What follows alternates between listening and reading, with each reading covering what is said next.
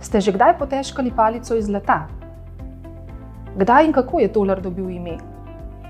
Kako ločimo ponarejeni bankovec od pravega? Kaj je evrosistem? Kako se uravnava inflacija?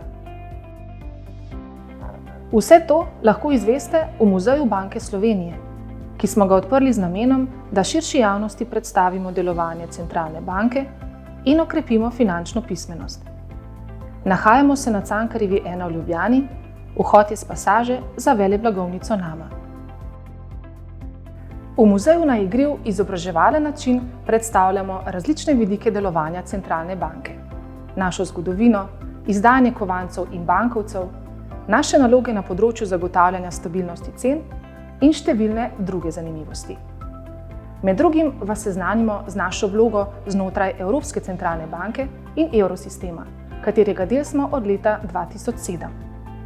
Guverner Banke Slovenije pa je član Sveta Evropske centralne banke, v kateri se sprejemajo pomembne odločitve denarne politike za evrsko območje. Prvi bankomat na svetu so postavili v predmestju Londona leta 1967. Ta pa je začetka 90. let prejšnjega stoletja. Stal je v Kranju. Ko so se pojavili, smo bankomatom v Sloveniji rekli kar bančni samopostrežniki. Telefonsko bančništvo je pojem, ki je danes morda manj znan. Še nedolgo tega pa je bil to edini način, da smo lahko bančne storitve opravili na daljavo. Telefonsko bančništvo je danes že nadomestilo spletno in mobilno bančništvo, ki nam omogočata, da z nekaj kliki opravimo različne bančne storitve. V samostojni Sloveniji smo najprej plačevali z vrednostnimi boni, ki so jih kasneje nadomestili pravi tolarski bankovci.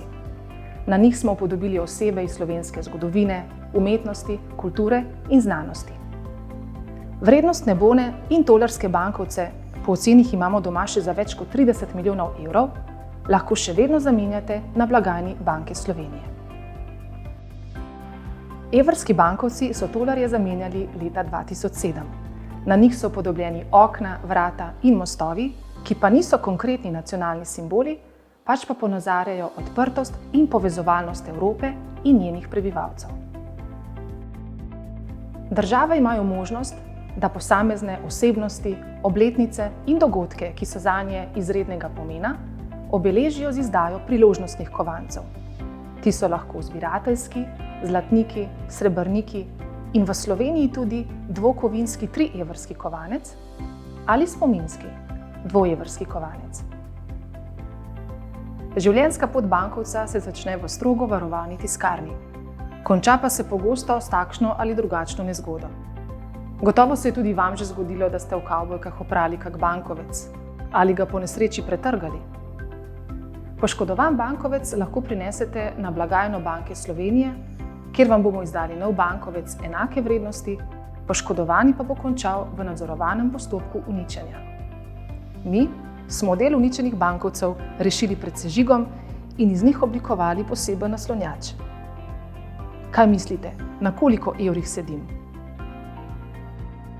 Doma najbrž trenirate z druge vrste utežmi.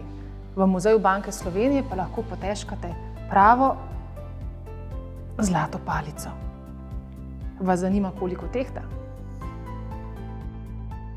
Vabljeni v Muzej Banke Slovenije na brezplačne vodene oglede, delavnice in izobraževalne programe za posameznike in skupine vseh starosti. Naši programi so primerni za skupine do 20 oseb. Za obisk je potrebna predhodna prijava. Za naključne obiskovalce smo odprti vsak 3. četrtek v mesecu od 10. do 18. ure. Veseli bomo vašega obiska.